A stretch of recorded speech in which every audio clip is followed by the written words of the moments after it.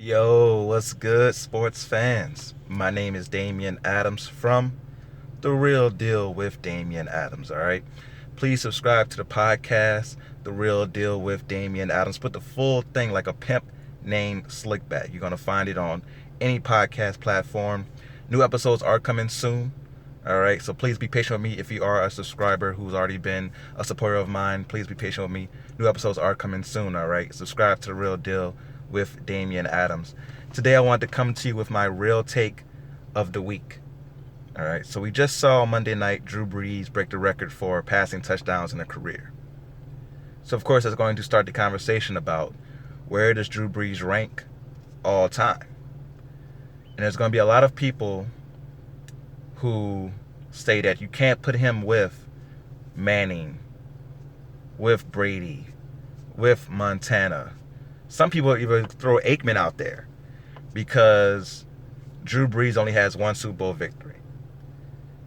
And I think that's a foolish way of looking at individual players in a sport where teamwork is everything. Drew Brees right now leads the history of the NFL in passing yards, passing touchdowns, and completion percentage. That hasn't been done since Sammy Baugh. When you start bringing up names like that from that long ago and say something hasn't been done since then, you know that this guy is special. Drew Brees doesn't have the Super Bowls of Manning, Brady, Eli Manning, because the Saints, for a good time during his prime, didn't provide him the team to do that. They provide the offense, but a lot of those years, the Saints had some of the worst defenses of all time. The years where you look at the Saints records during Drew Brees' time, and you have those streak of 79, 79, 79. Drew Brees is putting up historic numbers during that time, killing it, but no quarterback. No quarterback. Let me say it one more time. No quarterback could win when you have the worst defense, literally the worst defense of all time, trying to help you win. Like, no quarterback can succeed in that situation. And then you're going to have some people that say he doesn't win on the road in the playoffs. You have to look at those individual games. Drew Brees is not at fault when you play against San Francisco and Alex Smith has one of the best games of his career and he hits Vernon Davis for a game-winning touchdown with seconds left in the game. Drew Brees is not in control when Marcus Williams makes the worst tackle attempt of all time, allows Stephon Diggs to catch the ball and run down the field for what is literally called the Minnesota Miracle. Drew Brees is not at fault for the no call in NOLA. Those things, even though that wasn't a road game, those things come into effect when you talk about his Super Bowl or lack of Super Bowls on his resume. It's a team game. So when you look at Drew Brees as an individual, a lot of people will scoff at yards. Like, oh, everybody gets yards now. 5,000 yards is still special to do. There's a reason Drew Brees is the only one that has gotten 5,000 yards in a season more than once.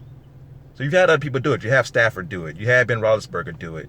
You had Peyton Manning do it. Tom Brady did it. Jameis Winston is on track right now to do it. You've had others do it. But Drew Brees is the only one to do it more than once. There's a reason for that. There's a reason for that consistency of being able to be that explosive in his offense. When you look at Drew Brees' weapons, right? Michael Thomas is the first Hall of Fame caliber receiver he's had in a very long time. You can go back to Antonio Gates when he was in San Diego, right? But Michael Thomas, he had Brandon Cooks for a short, very short sprint.